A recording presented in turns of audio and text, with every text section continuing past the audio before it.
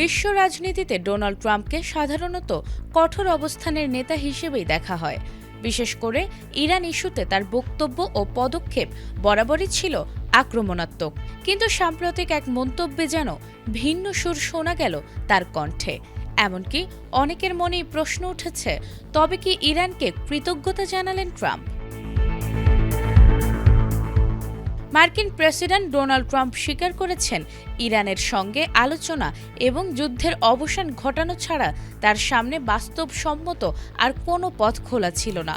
সংবাদ মাধ্যম অ্যাক্সিওসকে দেয়া এক সাক্ষাৎকারে তিনি বলেন, ইরানের বিরুদ্ধে সামরিক অভিযান দীর্ঘায়িত হলে বিশ্বজুড়ে জ্বালানি সরবরাহ বড় ধরনের সংকটে পড়তে পারত। ট্রাম্পের ভাষ্য, যুক্তরাষ্ট্র যদি বোমা বর্ষণ চালিয়ে যেত তাহলে হরমুজ প্রণালী পুরোপুরি অচল হয়ে যাওয়ার ঝুঁকি ছিল। তার দাবি, ওই প্রণালীতে মাইন পেতে জাহাজ চলাচল বন্ধ করে দেয়া হতে পারত এবং ক্ষেপণাস্ত্র হামলার আশঙ্কায় তেলবাহী জাহাজগুলো চলাচলের সাহস করত না।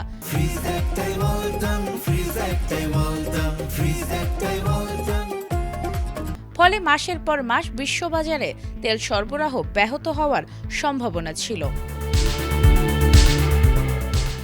যারা মনে করেন ইরানের বিরুদ্ধে আরও কঠোর সামরিক পদক্ষেপ নেওয়া উচিত ছিল, তাদের জবাবে ট্রাম্প বলেন, আরও কয়েক সপ্তাহ বোমা বর্ষণ চালানো সম্ভব ছিল, কিন্তু তাতে পরিস্থিতির কোনো উন্নতি হতো না।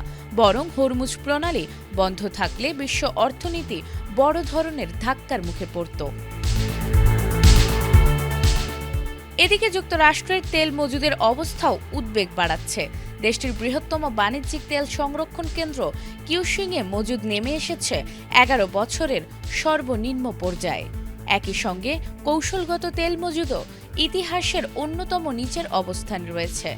সব মিলিয়ে বিশ্লেষকরা মনে করছেন, এমন বাস্তবতাই ট্রাম্পকে যুদ্ধ নয়, আলোচনার পথ বেছে নিতে বাধ্য করেছে। নাজমুন নাহার জান্নাত, এটিএন বাংলা।